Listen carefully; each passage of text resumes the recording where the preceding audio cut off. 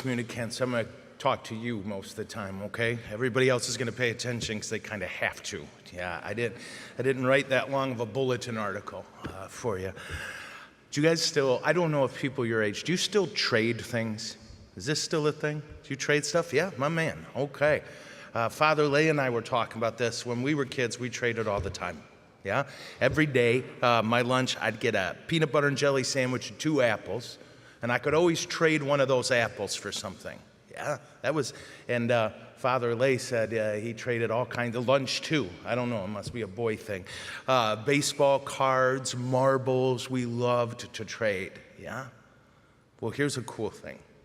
There's a lot we can say about what communion is, but today what we're going to look at is the idea that we're trading with God.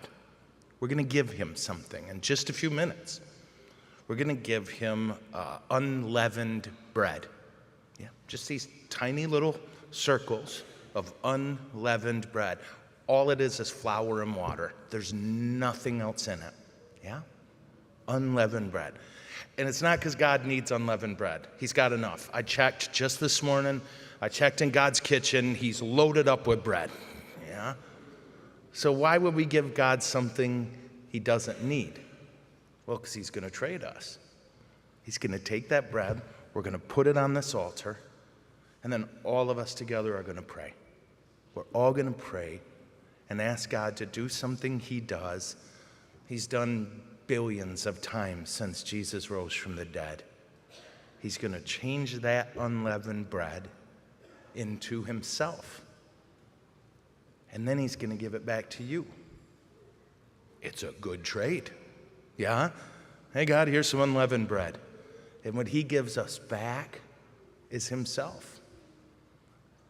When we receive Jesus in the Eucharist, we're holding in our hands, just for a couple moments, the most sacred and beautiful gift of God. And it's really wonderful. And the reason Jesus is doing it that way is because we need food. Do you guys need food? Yeah, I need food. Look at this belly, yeah? I love food. But we need food, so that's how he comes to us. Did you guys ever hear this one? You are what you... Yeah, you got it. Do you know what it is? What is it? Yes, you are what you eat. Have you heard that before?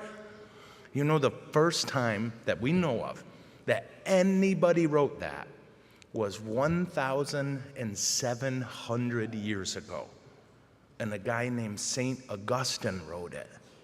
And he wrote it about the Eucharist. He said we receive Jesus so we can be more like Jesus. He says you are what you eat. The world has lots of bread, but the world needs Jesus. People are scared. People are angry. People are hurt. And it's up to you and me to try our best we can to act like Jesus every time we encounter people. But we can't do that on our own. So he says, I know what I'll do. I'll give you some of me. And that way you can carry me everywhere into the world. And this is what you're made for. This is what you're made for, to be Jesus out in the world. So this first communion, it's called the first because you're going to have a ton of them. Yeah? You can go to communion every day. It's a wonderful gift that you and I can receive every single day. And what we want to always remember is that we're just doing a trade. Yeah? Hey, God, here's some unleavened bread. And when he gives it back, it's Jesus.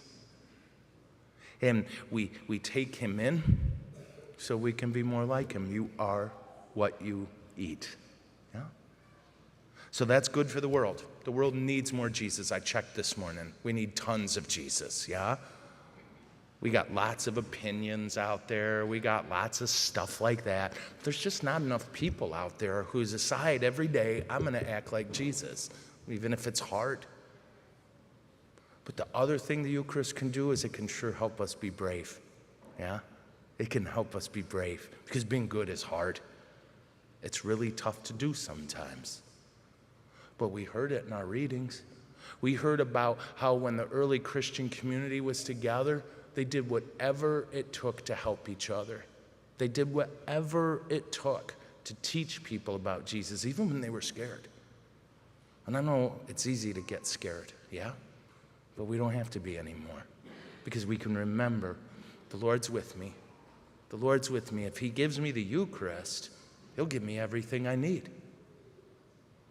One of my favorite saints is a guy named St. John Vianney. And he said one time, he said, the Eucharist is God's best gift. If he had something better, that's what he'd give to you. But this is his best gift. And so today, I hope you receive it with great joy. We are so excited for you. And we're excited because this is good for you. But it's also good for us. And it's good for the world because we need more people who want to be like Jesus. And the best way to be like Jesus is to receive him. Amen? All right.